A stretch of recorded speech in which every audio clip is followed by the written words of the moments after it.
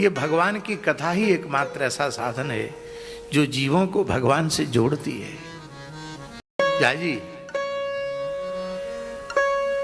पूर्ण शास्त्रीय वैदिक जीवन हो, प्रातःकाल जगने से लेके सोने तक, सोने से लेके जगने तक पंच महायज्ञ सविधि करता हो,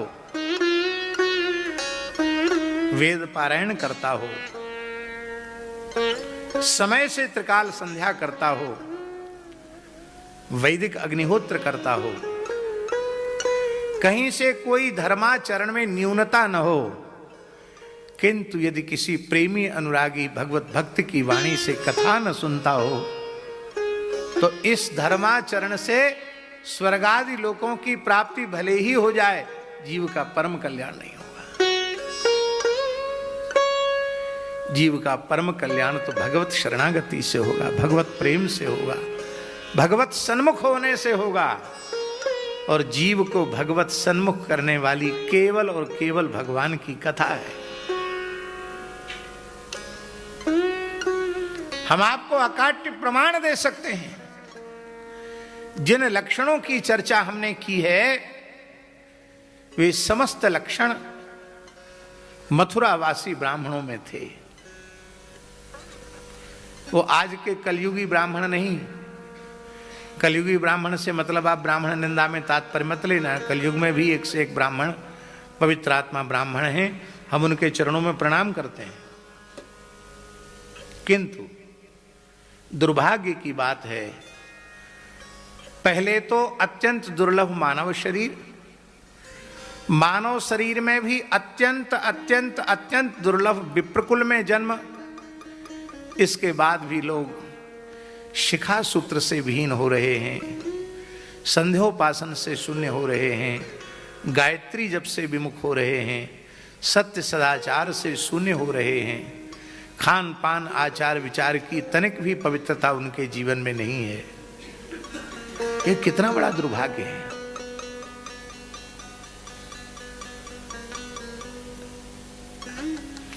बहुत बड़ा दुर्भाग्य है। आज ये स्थिति है ब्राह्मणों की। पर जो कृष्णावतार का काल है, जब आज के 100-500 वर्ष पहले भी ब्राह्मणों की ऐसी स्थिति नहीं थी, तो आप कल्पना कीजिए 5,500 साल पहले कैसे ब्राह्मण होंगे।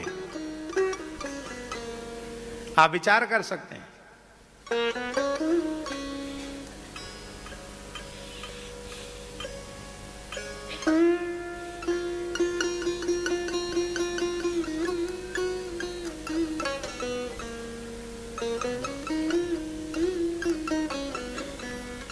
हमारे पूर्वाश्रम के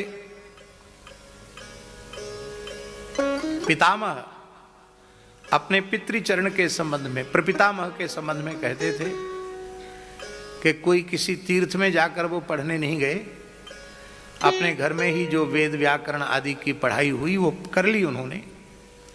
सीधे साधे सरल ब्राह्मण थे। बस निष्ठा ये थी, पूरे जीवन एक सहस्र गायत्री का नित्य जप किया और समय से त्रिकाल संध्या। उनकी बैलगाड़ी में भी उनका सामान रहता था। मध्याह्न स्नान का समय हो गया तो तुरंत स्नान किया, फिर संध्योपासन किया, इसके बाद आगे बढ़ेंगे। कभी नित्य कृत्य में चूक नहीं हुई। भव्य स्वरूप था। तो बताते थे वो कि बहुत बड़े कोई न्याय व्याकरण वेदांत आदि के प्रकांड पंडितों ऐसे नहीं थे, लेकिन जिस पंडितों की सभा में वे जाकर बैठ जाते थे उनके सामने लोग बोल नहीं पाते थे। उनके आभा मंडल से, उनकी आभा प्रभा से, उनके ब्रह्मत्व के तेज से लोग हतप्रभ हो जाते थे। बड़े बड़े पंडित उनके सामने बोल नहीं पाते थे। कहीं इनके सामने हमको बोलने की हिम्मत नहीं होती। और किसी को डराते धमकाते थे क्या?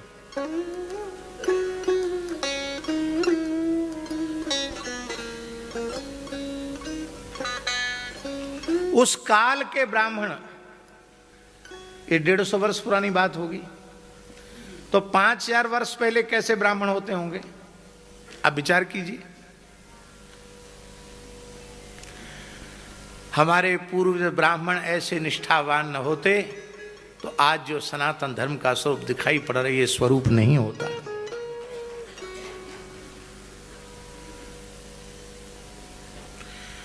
और वे ब्राह्मण, मथुरा के ब्राह्मण त्रिकाल संध्या उपासन करते हैं, आहताग्नि है, अग्निहोत्री है, वैदिक हैं, श्रौत यज्ञ कर रहे हैं,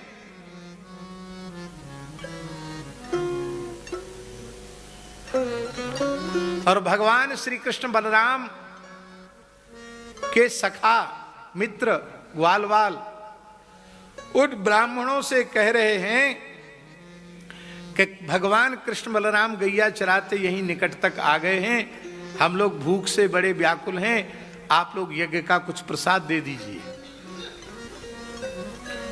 और वे सबके सब ब्राह्मण जानते हैं कि भगवान का अवतार हो चुका है, वो श्री कृष्ण कोई बालक नहीं है, साक्षात परब्रह्म परमात्मा है, उनके दर्शन की इच्छा भी उनके मन में है।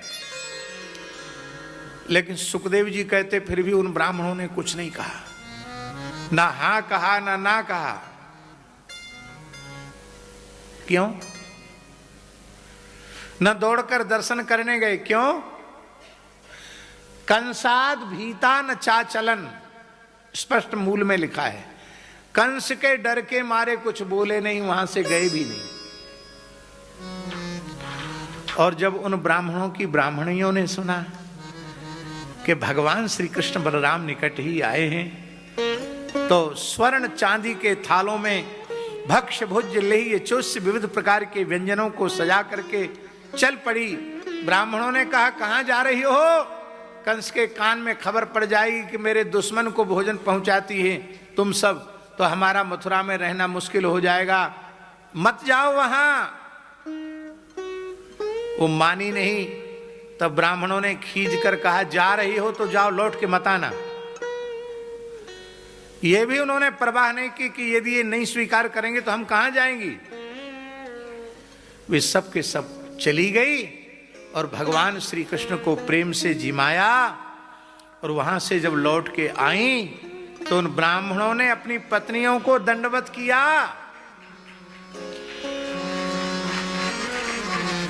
और क्या कहा उन ब्राह्मणों ने? दिग्जन्मनस्त्रिवृद विद्याम दिग्व्रतम दिग्बहुव्यताम दिक्कुलम धिक्रियादाक्षम विमुखाये त्वधोक्षजे। हमने पवित्र विप्रकुल में जन्म लिया है, धिक्कार है। हमने वेदत्रयी का ज्ञान प्राप्त किया है, धिक्कार है। हमने बृहस्पति ब्रह्मचर्य व्रत का अनुष्ठान किया है, धिक्कार है। हमने बहुत शास्त्रों का अध्ययन करके ज्ञान प्राप्त किया, धिक्कार है। क्यों? हमारी कर्मकांड की कुशलता को धिक्कार है, हमारे कुल को धिक्कार है। क्यों? क्योंकि सब कुछ है हमारे जीवन में, पर श्री कृष्ण प्रेम हमारे जीवन में नहीं है, श्री कृष्ण की भक्ति हमारे जीवन में नहीं है। इसलिए हमारे जीवन की सारी विशेषताएं व्यर्थ हो गई। आपने एक लिखा, आपने एक लिखा और एक के पीछे एक शून्य लिख दिया तो कितने हो गए? दूसरा शून्य लिखा तो कितने हो गए? तीसरा लिखा तो कितने हो गए? चौथा लिखा तो कितने हो गए? पांचवा शून्य लिखा तो कितना हो गए? शून्य बढ़ाते चले गए, संख्या बढ़ती चली गई। अब हम आपसे पूछते हैं, आपने 1,00,000 शून्य लिख दिए और एक हटा दिया तो कितना बचा? ये सब हमारे जीवन की विशेषताएं, ये सब जीरो हैं, शून्य हैं।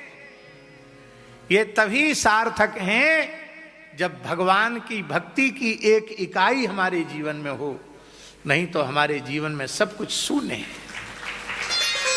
हमने अपने परिश्रम पुरुषार्थ से जो कुछ पाया है उसकी कोई महिमा नहीं है, क्योंकि उससे जीव के कल्याण का कोई लेना देना नहीं, वो सब का सब यहीं छूट जाने वाला है। लोग कहते हैं हमारा नाम रहेगा। बड़े बड़े नेता होते हैं भगत जी, और जब वो मर जाते हैं तो उनके अनुयायी नारे लगाते हैं, जब तक सूरज चांद रहेगा अमुक नेताजी का नाम रहेगा। और अभी मरे हुए उनको साल भर नहीं बीती, उन नारे लगाने वालों से पूछो किस तारीख को मरे थे, भूल गए। लो साहब, साल भर भी याद नहीं रख पाए। नेताजी कब मरे थे, भूल गए। सब झूठा है।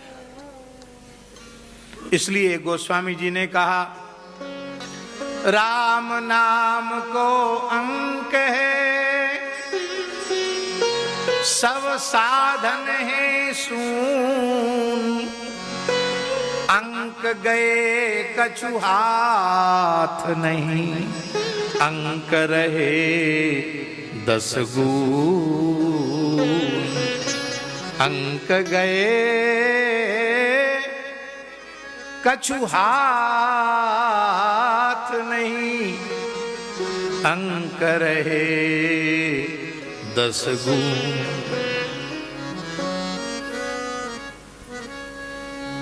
कारण क्या था, बहुत ध्यान से सुने। हमने क्या प्रश्न पूछा? उन मथुरा के ब्राह्मणों के जीवन में सविधि सम्यक धर्माचरण था, किंतु एक चीज की कमी थी, वो कथा नहीं सुनते थे, इसलिए उनको भगवत भक्ति नहीं मिली। और उनकी पत्नियां न वेद पाठ करती थी, न अग्नि में स्वाहा स्वाहा करती थी, घर में काम करती थी, रोटी बनाती थी, रसोई बनाती थी, हैं? पतियों की पुत्रों की सेवा करती थी। स्वयं ब्राह्मणों ने कहा, नासाम द्विजाति संस्कारो न निवासो गुरावपि न तपो नात्म मीमांसा। कोई विशेषता इनमें नहीं है। कथा भी कोई रांची जैसे शहर में कथा हो रही हो, बढ़िया सत्संग भवन हो, हॉल बना हुआ हो, उसमें कथा, ऐसे कथा सुनने नहीं जाती थी। मथुरा की मालिनियां वृंदावन में तुलसी पुष्प चयन करने जाती थी, वहां से कंदमूल फल लेने जाती थी और मथुरा में आकर बेचती थी, और ब्राह्मणियां उनको खरीदती थी। तो पूछती थी, आज वृंदावन में कौन सी लीला हुई, आज श्री कृष्ण ने कौन सी लीला की, तो वो सुनाती थी। माने विद्वत जैसे व्यासपीठ लगा है और आप लोग सुन रहे, ऐसे कोई नहीं सुना उन्होंने। ऐसी कुछ कुछ लीलाओं को सुना और सुनकर उन्हें कृष्ण प्रेम प्राप्त हो गया। आज तक कोई ऐसा व्यक्ति पैदा नहीं हुआ जिसको कथा सुने बिना ज्ञान हुआ हो, जिसे कथा सुने बिना वैराग्य हुआ हो, जिसे कथा सुने बिना भक्ति उत्पन्न हुई हो।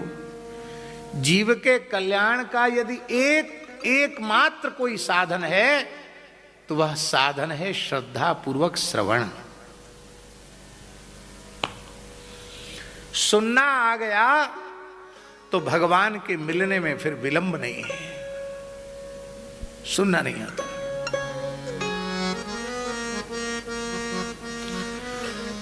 कथाओं का स्वरूप भी ऐसा हो गया है कि कथाएं के केवल मनोरंजन का साधन बनकर रहेगी।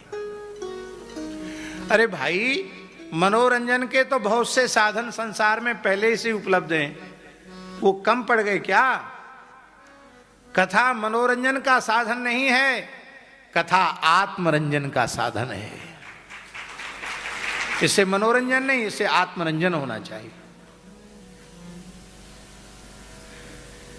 कथा सुनकर शरीर संसार से वैराग्य नहीं हुआ और भगवान के चरणों में प्रेम नहीं हुआ तो समझ लेना कथा सुनी ही नहीं गई। कथा कहकर शरीर संसार से वैराग्य नहीं हुआ, भगवान के चरणों में प्रेम नहीं हुआ तो समझ लेना चाहिए कि कथा कही ही नहीं गई। वो कथा का अभिनय है, कथा का व्यवसाय है, वस्तुतः वो कथा नहीं है।